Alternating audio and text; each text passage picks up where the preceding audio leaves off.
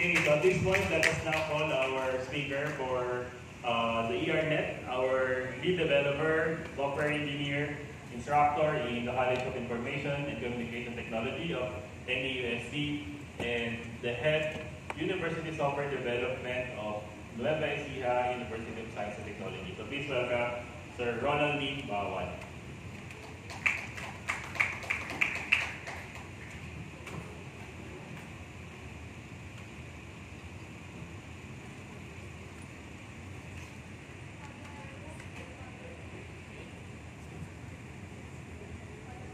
Thank you so much, sir.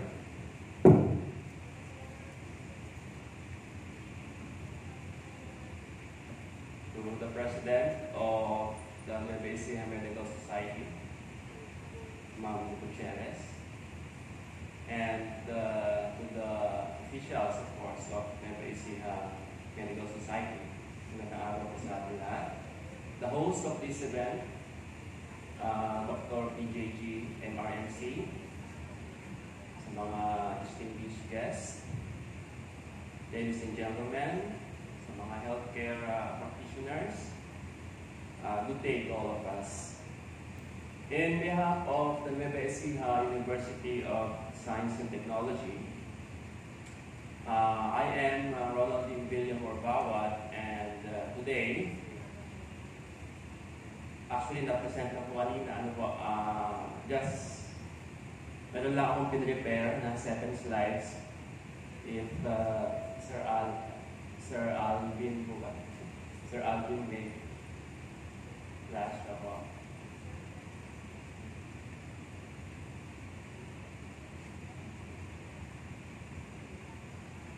While waiting for Sir Alvin, this ERNet is a collaborative project of the Dr. PJG MRMC and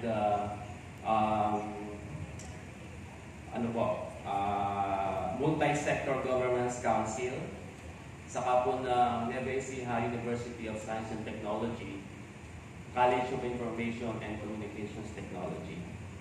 And before I proceed with my presentation, I would like to extend my gratitude to the PJG for allowing us to develop this kind of system, ito pong ERNet.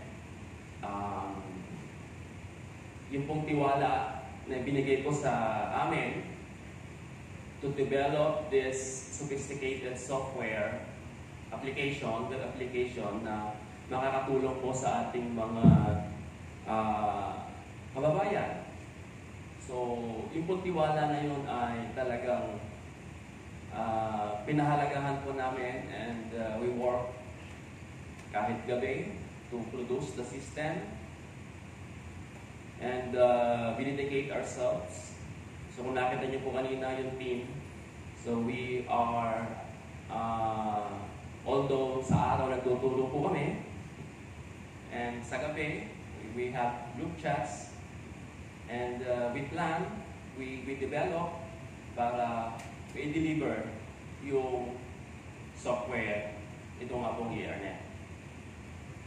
So, this ERNet is an innovation tool that, of course, that will achieve the theme of the Nueva Ecija Medical Society for this year's theme, Pilipinong mamamayan, ating alagaan. So, because of this system, next slide po. Because of this system, ay may refer na ng mabilis yung mga patient. So, before po namin kasi ito na-develop, right after na invite kami to develop this kind of system, we personally experience kung gaano kahirap yung referral process, the manual referral process, which is tatanungin ka your information, and then may papel na ibibigay. So, yung nakita niyo po kanina, yun yung pinakita sa video na disadvantages o yung mga maganda na manual transaction. So pagdating namin dito sa PJG, so same process. So kinuha na information namin, then after that, tatanungin ulit kami dito, which is very to us professionals, to us, kahit kanino naman po time is of the essence. Therefore, yung 10 minutes, 5 minutes na ma-delay is malaking kawalan po yun. Now, in this electronic referral network, so it is a solution that, as you can see, yung napanood ko natin kanina, yung mga healthcare facilities nearby, they can refer their client in just a matter of 5 seconds, less than 5 seconds. Mapaprompt na po agad yung PJG. So, mai-inform na agad si PJG Triage na merong patient that will be arrived in this, let's say, within 1 hour or 30 minutes expected arrival time. And yun nga po, the objectives of this electronic referral network is the referral and transfer of patients needing tertiary medical treatment from lower level, as what I had said earlier, lower level health facilities to apex hospitals like PJG in order to further improve the delivery of healthcare services. So, wala na pong mga paper, wala nang mga... Although, may option pa rin naman to print forms, but the system was designed to be a paperless. So, by reading QR codes, so makikita na agad information, and hindi lang po yun yung benefits. So, marami tayong benefits na hindi lang namin naisama dito. Pero I'm sure you realize when you watch the video, the ABT. So, napakaraming benefits, like for instance, bago dumating yung pasyente, alam na agad ng triage, ano ba yung kailangan nito? Ano ba yung services na kailangan niya? Sa specialty department pa siya ang pupunta. So, yun lang po is napakalaking bagay na. And, next slide po. So, ayan. Ito po yung ERNet, Electronic Referral Network. Sige po, next slide na po. Nakita ko po kasi sa ating program, I have only 15 minutes. But the video that we made is already 15 minutes. That's why inaako lang ito ito. So as you can see here, sige po, next yun na po, para the process flow. So as you can see, the referring hospitals can use the ERNet to notify the triage, and then the triage will inform the specialty department about the patient that parating sa PJG, and after the diagnosis, disposition, and classification. Pasensya na po kayo ng mga medical term, we don't know this. We are IT, we are IT expert. Kaya medyo nung nag-develop namin ito is very challenging for us because different field of expertise, different jargons, and after entering the diagnosis, disposition, and classification, the referring hospital will receive a referral feedback form. So yun po yung isa sa advantages. Alam na ng referring hospital kung ano yung nangyari sa kanilang pasyente.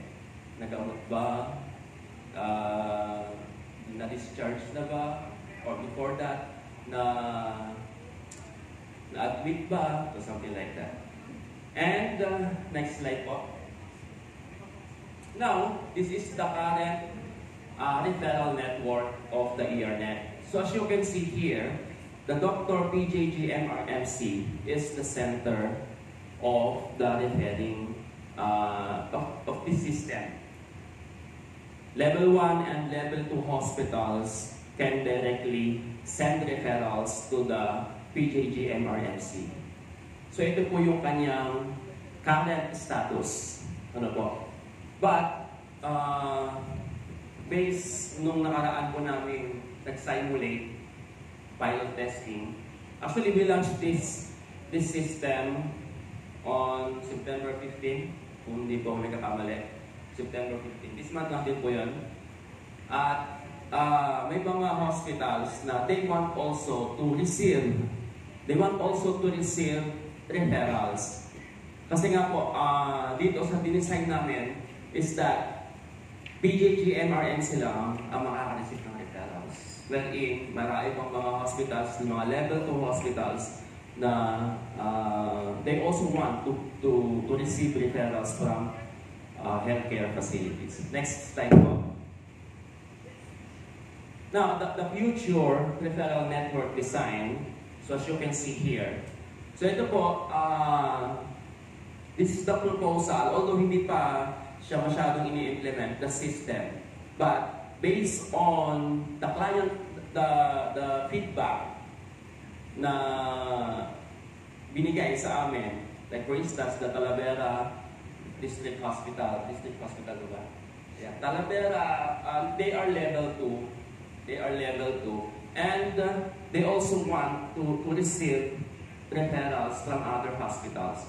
So that's why we planned the ERNet to be this kind of system wherein, so kanina centralized, now is a mesh network.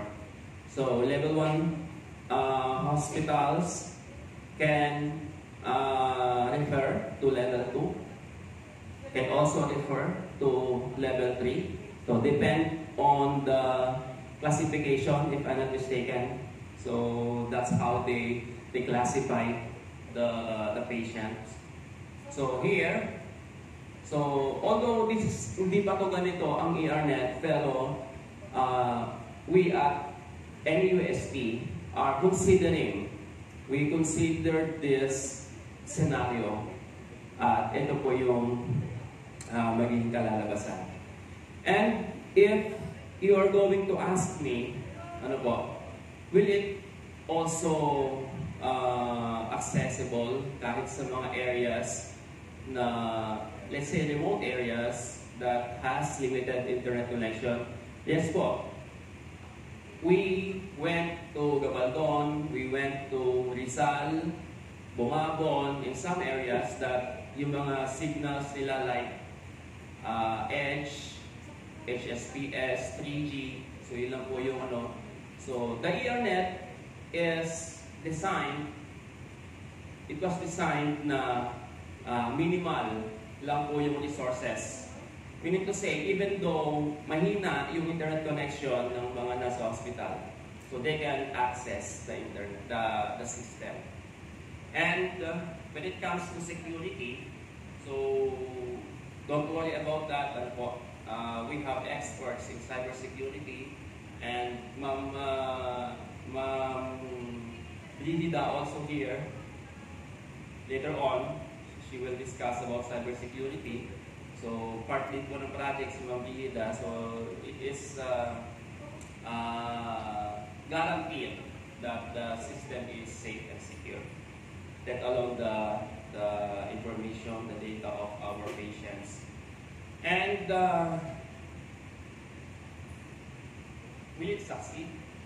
So pwede niyo pong tanong yun. So nakikita po namin, and based on our assessment, when we presented the ERNet to the stakeholders, napakaganda po ng kanilang feedback. So masaya sila na magkakaroon ng ganitong system. At yun po talaga, that's matters most in deploying software, in deploying applications. So yun po sa mahalaga. Marami po kasing mga binibigyan ng system. Ano po? By the way, this system is free po ito. Ano po?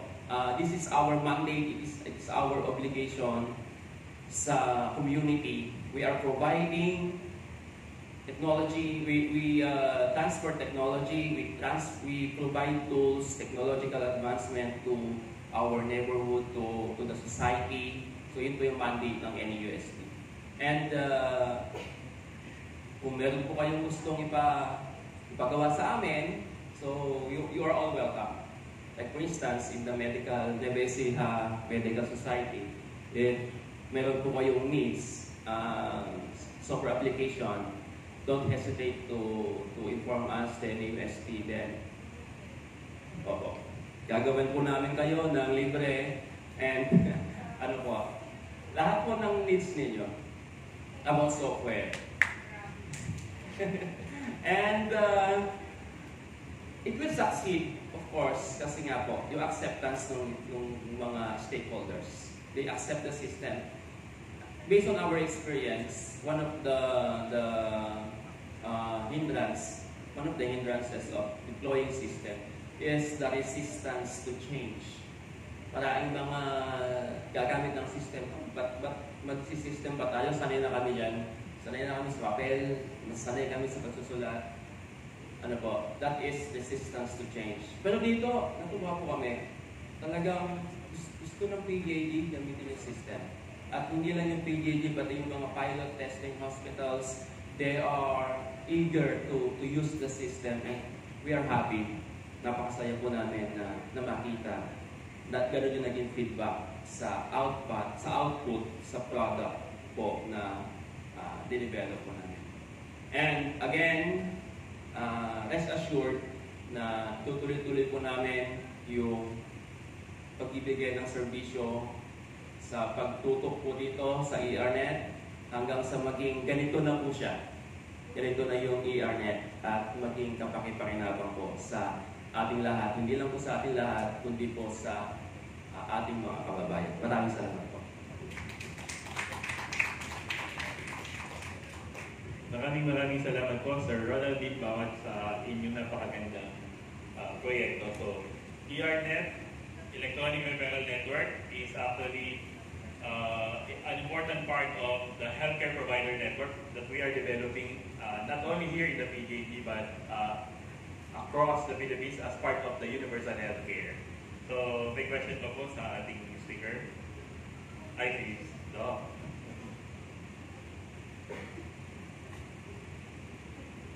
Dr. Yap Salazar from Talavera General Hospital and also our first Vice President of SAN. Good afternoon, sir.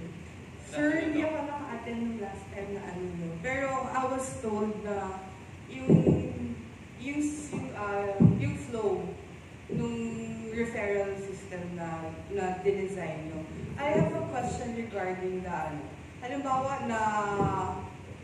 na-enter na lahat ng data ng pasyente. Kasi ang sabi nung IT namin na with or without the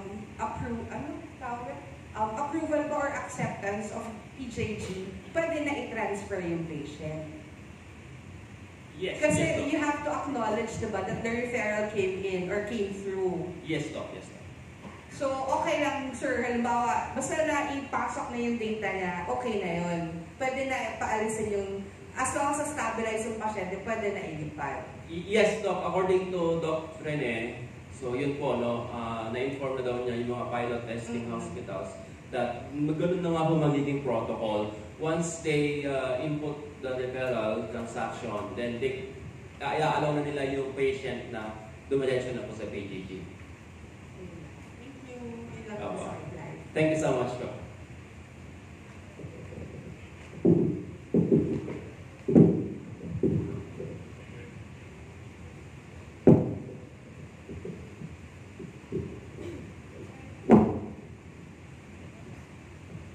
So again, let's proceed to awarding of certificate to our speaker. So may I invite again the officers of the Nebesi Medical Society. Dr. Maria Lourdes Gutierrez, our President. Dr. Catherine Salazar, our first Vice President.